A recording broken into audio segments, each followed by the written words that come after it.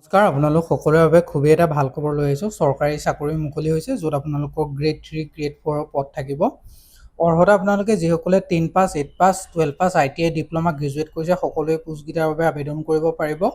ইয়াৰে এটা পোষ্টত আপোনালোকক কোনো ধৰণৰ লিখিত পৰীক্ষা আপোনালোকে দিব নালাগে। সেই পোষ্টটো সম্পূৰ্ণ গভৰ্ণমেণ্টৰ ফালৰ পৰা অহা এটা পোষ্ট হয় আৰু আবেদনৰ মাচুল সেই পোষ্টকেইটাত নাই। আজি আমি ভিডিঅ'টোত আলোচনা কৰিম কোন বিভাগৰ পৰা পদসমূহ আহিছে, কেনেদৰে আবেদন কৰিব লাগিব। ব'লক আজি আমি দেৰি নকৰি আজি আমাৰ ভিডিঅ'টো আৰম্ভ কৰোঁ। আজিৰ যিটো আমাৰ প্ৰথম নটিফিকেশ্যন আহিছে, এইটো হৈছে ডিষ্ট্ৰিক্ট এণ্ড ছেছন জাজ হোজাইৰ ফালৰ পৰা, য'ত আপোনালোকৰ পিয়নৰ কাৰণে ভেকেঞ্চি মুকলি হৈছে। 4টা পোষ্ট আছে।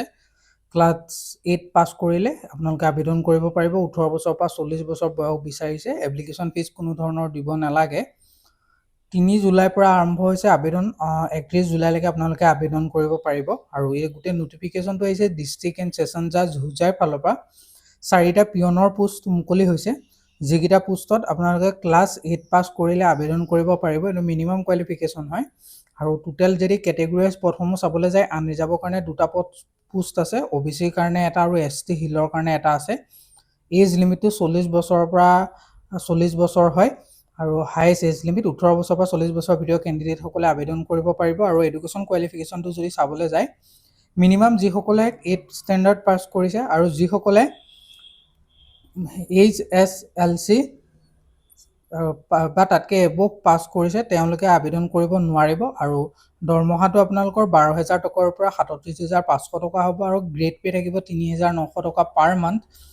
আবেদন কৰিবৰ কাৰণে আপোনালোকৰ এমপ্লয়মেণ্ট এক্সচেঞ্জ ৰেজিষ্ট্ৰেশ্যন থকাটো কম্পালচৰি হয়। লগতে আৰ্টিকল 5 and 8 মতে আপোনালোকে চিটিজেন হ'ব লাগিব ইণ্ডিয়াৰ।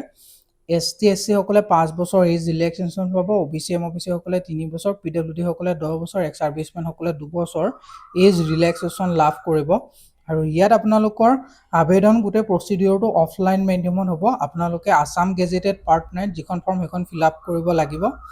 আৰু লগত আপোনালোকৰ 4 কপি পাছপৰ্ট চাইজৰ ৰিচেণ্ট পাছপৰ্ট চাইজৰ photocopy, signature, self attach copy লাগিব। আপোনালোকৰ এজ, কাষ্ট, এডুকেশ্যন এণ্ড কোৱালিফিকেশ্যনৰ self declaration certificate, valid employment exchange registration certificate আৰু ইমেইল ID তাত আপোনালোকৰ দিব লাগিব। আৰু লাষ্ট ডেট হৈছে 31 জুলাই 2024 সন্ধিয়া 5টা বজাৰ আগত আপোনালোকে গৈ ড্ৰপ বক্সত বা বাই পোষ্ট আপোনালোকে গৈ নিজে ছাবমিট কৰি থৈ আহিব লাগিব। আৰু ষ্টাৰ্টিং ডেট আপোনালোকৰ 3 জুলাইৰ পৰা আৰম্ভ হৈ গৈছে। লাষ্ট ডেট আপোনালোকৰ 31 জুলাই পৰ্যন্ত আপোনালোকে এই পোষ্টকেইটাৰ বাবে আবেদন কৰি থাকিব পাৰিব। এইটো এটা খুবেই ভাল পোষ্ট হয়। ইয়াত কাৰণ কোনো ধৰণৰ আপোনালোকৰ লিখিত পৰীক্ষা নহয়। খুব বেছি হ'লে আপোনালোকৰ ভাইভাৰ জৰিয়তে চিলেকশ্যন কৰিব, যদি সেই কেণ্ডিডেটৰ সংখ্যা বেছি হয় তেনেহ'লে। কিন্তু ইয়াত আপোনালোকৰ মেট্ৰিক পাছ বা আপোনালোকে হায়াৰ ছেকেণ্ডেৰী পাছ বা তাতকৈ ওপৰৰ হ'লে আপোনালোকে আবেদন কৰিব নোৱাৰিব। আপোনালোকে সেইটো এটা ইম্পৰ্টেণ্ট হয়। এতিয়া আগবাঢ়ো আমাৰ আজিৰ যিটো দ্বিতীয়টো নটিফিকেশ্যন তাৰ ফাললৈ। আজি আমাৰ যিটো দ্বিতীয়টো নটিফিকেশ্যন সেইটো আহিছে আপোনালোকৰ এয়াৰপৰ্ট অথৰিটি অফ ইণ্ডিয়াৰ ফালৰ পৰা। ইয়াত আপোনালোকৰ 95টা পোষ্ট আছে, য'ত ডিগ্ৰী, ডিপ্ল'মা আৰু ITI কৰাসকলে আবেদন কৰিব পাৰিব। বয়সৰ সময়সীমা 18 বছৰৰ পৰা 26 বছৰ। এপ্লিকেশ্যন ফিজ কোনো ধৰণৰ দিব নালাগে। 7 জুলাইৰ পৰা এই পোষ্টকেইটাৰ আবেদন আৰম্ভ হৈ গৈছে। লাষ্ট ডেট 28 জুলাই পৰ্যন্ত আপোনালোকে পোষ্টকেইটাৰ বাবে আবেদন কৰি থাকিব পাৰিব। 95টা আছে। তাৰে আপোনালোকৰ ডিগ্ৰী লেভেলৰ কাৰণে 31টা পোষ্ট আছে, ডিপ্ল'মা লেভেলৰ কাৰণে 31টা আৰু ট্ৰেড বা ITI লেভেলৰ কাৰণে আপোনালোকৰ 33টা পোষ্ট আছে। গোটেইকেইটা পোষ্ট আপোনালোকৰ এপেণ্ডিক্স পোষ্ট হয়। চিভিল ইঞ্জিনিয়াৰিঙৰ কাৰণে গ্ৰেজুৱেট এপেণ্ডিক্স 8টা পোষ্ট আছে, ডিপ্ল'মা এপেণ্ডিক্স 10টা পোষ্ট আছে। ইলেক্ট্ৰিকেল ইঞ্জিনিয়াৰিঙৰ কাৰণে গ্ৰেজুৱেট এপেণ্ডিক্স 10টা, ডিপ্ল'মা এপেণ্ডিক্স 10টা আছে। ইলেক্ট্ৰনিক্স IT কম্পিউটাৰ চায়েন্স ইঞ্জিনিয়াৰিঙৰ কাৰণে গ্ৰেজুৱেট এপেণ্ডিক্স 10টা আৰু ডিপ্ল'মা 6টা আছে। ঠিক তেনেদৰে মেকানিকেল ইঞ্জিনিয়াৰিঙৰ কাৰণে গ্ৰেজুৱেট 3টা আৰু ডিপ্ল'মা 5টা আছে। ফিটাৰৰ বাবে 7টা পোষ্ট আছে, গোটেইকেইটা ITI পোষ্ট হয়। আৰু মেচিন, মটৰ মেচিন, ভেহিকেলৰ কাৰণে আপোনালোকৰ টোটেল 12টা আছে, গোটেইকেইটা ITIৰ কাৰণে হয়। ইলেক্ট্ৰিচিয়ানৰ কাৰণে 14টা টোটেল পোষ্ট আছে, গোটেইকেইটা ITIৰ পাছ হ'লে আপোনালোকে আবেদন কৰিব পাৰিব।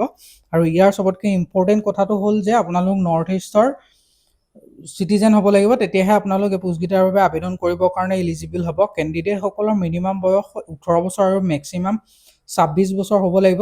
কিন্তু এজ ৰিলেক্সেশ্যনৰ সুবিধা আপোনালোকক প্ৰভাইড কৰিব।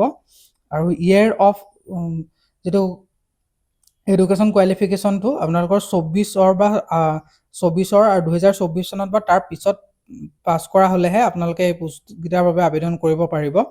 এডুকেশ্যন কোৱালিফিকেশ্যন গ্ৰেজুৱেট আৰু শিক্ষকৰ কাৰণে আছে, যিকেইটাত আপোনালোকে ডিপ্ল'মা ইঞ্জিনিয়াৰিং ডিপ্ল'মা গ্ৰেজুৱেট হ'ব লাগিব, আৰু যিটো ITI ট্ৰেড আছে তাত যিটো ৰেলিভেণ্ট ট্ৰেড বিচাৰিছে সেইটোত আপোনালোকৰ ITI কৰা হ'ব লাগিব, তেতিয়াহ'লে আপোনালোকে আবেদন কৰিব পাৰিব। ইয়াত আবেদন কৰিবৰ কাৰণে কিন্তু আপোনালোকে প্ৰথম ৰেজিষ্ট্ৰেশ্যন কৰি ল'ব লাগিব, ট্ৰেড ৰেজিষ্ট্ৰেশ্যন, ট্ৰেড এপ্ৰেণ্টিচিপ ৰেজিষ্ট্ৰেশ্যন আৰু যিটো গ্ৰেজুৱেট এপ্ৰেণ্টিচিপ ৰেজিষ্ট্ৰেশ্যন আছে সেইটো কৰি ল'ব লাগিব। তাৰ যিটো 16 ডিজিটৰ নাম্বাৰটো সেইটো আপোনালোকে আবেদন কৰোঁতেনে আপোনালোকে ফিল আপ কৰিব লাগিব। আবেদন 7 জুলাইৰ পৰা আৰম্ভ হৈছে, লাষ্ট ডেট 28 জুলাই পৰ্যন্ত আপোনালোকে আবেদন কৰি থাকিব পাৰিব। ইম্পৰ্টেণ্ট ৱেব লিংক ছেকশ্যনত গ'লে আপোনালোকে এই পোষ্টকেইটাৰ আবেদন কৰাৰ লিংক গোটেইখিনি ডিটেইলছ তাত আপোনালোকৰ দিয়া আছে, আৰু আপোনালোকে আমাৰ ভিডিঅ'ৰ ডেছক্ৰিপশ্যন বক্সটোতো ভিজিট কৰিব, তাতো আপোনালোকে আমাৰ হোৱাটছআপ চেনেলৰ লিংক পাব, সেইখিনি তাতে আপোনালোকে গেজেটেড পাৰ্ট 9 ফৰ্মখন আৰু ৰেলিভেণ্ট যিখিনি বস্তু আছে সেইখিনি আমাৰ তাত আপলোড কৰি দিয়া যাব, আপোনালোকে সেইখিনিও তাৰ পৰা ল'ব পাৰে। আৰু যিসকলে আমাৰ ভিডিঅ'টো শেষলৈকে চালে তেওঁলোকক বহুত বহুত ধন্যবাদ, আৰু আপোনালোকে ভিডিঅ'টো লাইক এটা কৰি চেনেলটো ছাবস্ক্ৰাইব কৰি যাবলৈ নাপাহৰিব, যাতে এনেকুৱা ধৰণৰ ভিডিঅ'সমূহ আপোনালোকে অতি সহজতে আমাৰ চেনেলৰ জৰিয়তে পাই থাকে। আজিলৈ মানে ধন্যবাদ।